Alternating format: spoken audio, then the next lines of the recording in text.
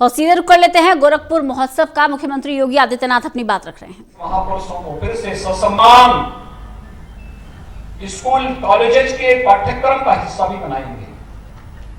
ये सभी कार्यक्रम हमारे 2021 में प्रारंभ होने जा रहे हैं और गोरखपुर का मनोरंजन और ज्ञानवर्धन के लिए गोरखपुर का जू भी 2021 में ही प्रारंभ हो जाएगा। बर्ड फ्लू का भी खतरा नहीं दिखाई देता तो हम लोग अब तक कई जानवरों को वहां लेके आ गए होते और बहुत सारे ऐसे भी जीव हैं जिनको तो जू में ही रखना आवश्यक है। जो देश की सुरक्षा के लिए खतरा बन रहे हैं उनको जू में रखना ही आवश्यक होगा और वह भी एक नई तैयारी हम लोग करने जा रहे हैं। गोरखपुर का जू प्रदेश का सबसे खूबसूरत जू में से एक बनने जा रहा है। आप जाएंगे परिवार के साथ मनोरंजन के लिए जाइए। वो रामगढ़ ताल के साथ ही पूरे दिन भर के लिए एक नई व्यवस्था हम लोगों ने थाना भी दे दिया है सुरक्षा के लिए। रामगढ़ ताल के किनारे एक थाना भी होगा, सुरक्षा की पुख्ता व्यवस्था करेंगे। यहाँ पे ऑडिटोरियम भी देंगे। हमारा प्रयास होगा इस बार हम लोगों को इतनी भीषण ठंडी में बाहर पंडाल लगा करके कार्यक्रम करना पड़ा। अगले वर्ष तक ऑडिटोरियम भी हम आपको एक अच्छा ऑडिटोरियम देने जा रहे हैं। हम लोग इसी सड़क पर यहीं पे बगल में ही है बहुत आधुनिक ऑडिटोरियम। सांस्कृतिक कार्यक्रमों के साथ साथ गोरखपुर के विकास, पूर्वांचल के विकास की रूपरेखा उस ऑडिटोरियम के माध्यम से, वहां पे बने कॉन्फ्रेंस हॉल जो हैं उन सब के माध्यम से इस कार्यक्रम को हम आगे बढ़ाने का कार्य करेंगे। हर एक स्तर पर विकास की इस प्रक्रिया को नए सिरे से रेखांकित करने का जो प्रयास हुआ है, इसके साथ सकारात्मक रूप से हम सबका जुड़ाव होना चाहिए। ये महोत्सव उसी का हिस्सा है। गोरखपुर गौरव से आज बहुत कुछ हमारी विभूतियों को सम्मानित किया गया, जिन्होंने गोरखपुर का नाम अलग अलग फील्ड में देश के सामने, राज्य में, प्रदेश में और दुनिया के सामने रखने का प्रयास किया। व्यक्ति का प्रयास सकारात्मक होना चाहिए। ये सकारात्मक प्रयास इस बात को प्रदर्शित करेगा कि हां, मैं भी इस विकास का, मैं भी इस कार्यक्रम का हिस्सा हूं और ये सकारात्मक प्रयास ही निरंतर हमें एक नित नई प्रेरणा प्रदान करता है। और ये जो कार्यक्रम आगे बढ़े हैं, इन महानुभावों का सम्मान उसी का ही हिस्सा है। देश अलग अलग फील्ड में बहुत नाम थे। कुछ लोगों को इस बार सम्मान किया गया, कुछ लोगों को अगली बार सम्मान होगा। मैंने इस बारे में प्रशासन से कहा है, एक सूची तैयार करिए और गोरखपुर गौरव के नाम पे 5-7-10 ऐसे लोगों को हर वर्ष चिन्हित करिए अलग अलग फील्ड में। किसी ने कृषि के क्षेत्र में, किसी ने स्पोर्ट्स के क्षेत्र में, किसी ने रोजगार के क्षेत्र में, किसी ने यहाँ पे उद्यम स्थापित करने में, किसी ने कला के क्षेत्र में, किसी ने संस्कृति के क्षेत्र में, किसी ने विज्ञान के क्षेत्र में, किसी ने शिक्षा के क्षेत्र में। जीवन के जिस भी फील्ड में जिसमें देश के अंदर लोग मंगल की कामना, जिसके माध्यम से जागृत हो सकती हो, लोक मंगल और लोक कल्याण का मार्ग जहां से प्रशस्त हो सकता हो, ऐसे जिस भी फील्ड में जिसने काम किया है, ऐसी महान विभूतियों को हम लोगों को हमें करना चाहिए अलग अलग फील्ड में। किसी ने पत्रकारिता के क्षेत्र में किया होगा, किसी ने वकालत के क्षेत्र में काम किया होगा, वह भी तो लोक कल्याण के ही माध्यम है। किसी ने जन सेवा के क्षेत्र में किया होगा, किसी ने और भी अन्य अलग अलग फील्ड है।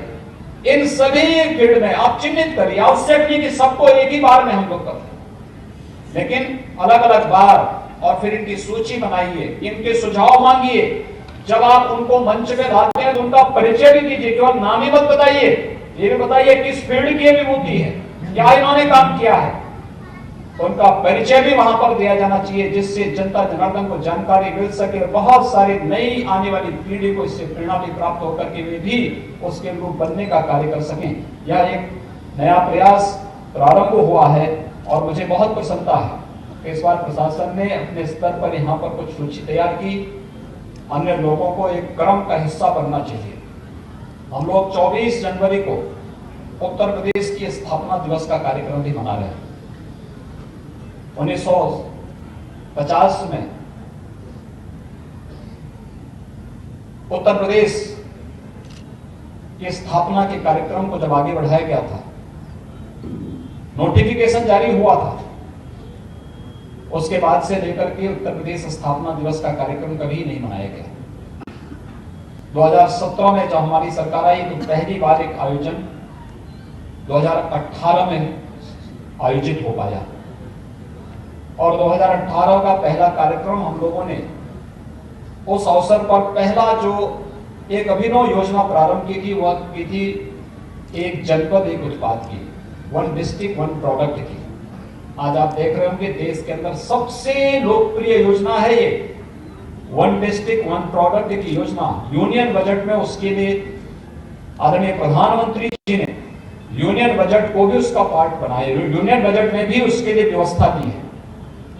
और आत्मनिर्भर भारत का आधार भी कोई बन रहा है तो वह एक जनपद एक उत्पाद की, यानी वोकल फॉर लोकल, ये इसी उसका आधार ही वही है।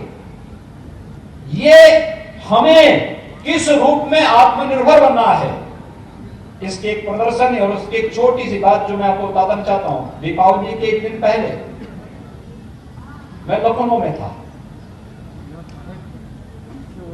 लखनऊ में सूक्ष्म लघु मध्यम उद्यम विभाग ने एक प्रदर्शनी लगाई थी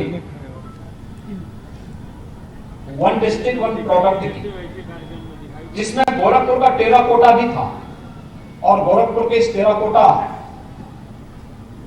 के जो वहां पे हस्तशिल्पी गए हुए थे, तो मैंने इच्छा व्यक्त की, मुझे वहां से अयोध्या जाना था तो मैंने लखनऊ से मैंने कहा भी तो हस्तशिल्पी आए हुए इन लोगों के एक बात बनाए, मुख्यमंत्री आवास में मैंने उनको आमंत्रित किया। तो औरंगाबाद का ही वो कलाकार हस्तशिल्पी था। तो मैंने उसको कहा, मैंने तो हिचकते हुए पूछा, मैंने कहा कोरोना काल है, पता नहीं बिक्री हुई कि नहीं हुई, मैं पूछूंगा बेचारे को कहीं ऐसी ना हो कि नाराजगी हो जाए। तो मैंने उससे पूछा, मैंने कहा क्या कुछ बिक्री भी हुई है प्रदर्शनी में आपकी? उसने कहा साहब इसी के लिए तो मैं धन्यवाद देने के लिए आया हूं। उसने मुझे बताया, उसने कहा कि 3 दिन में मेरी 8 लाख रुपए की बिक्री भी है, यानी टेराकोटा का सामान 8 लाख का बिका है उसका प्रदर्शनी। आप सोचिए गोरखपुर की। तो गोरखपुर महोत्सव में पहुंचे हैं, समापन समारोह है, सीएम योगी आदित्यनाथ इस समारोह को संबोधित कर रहे थे।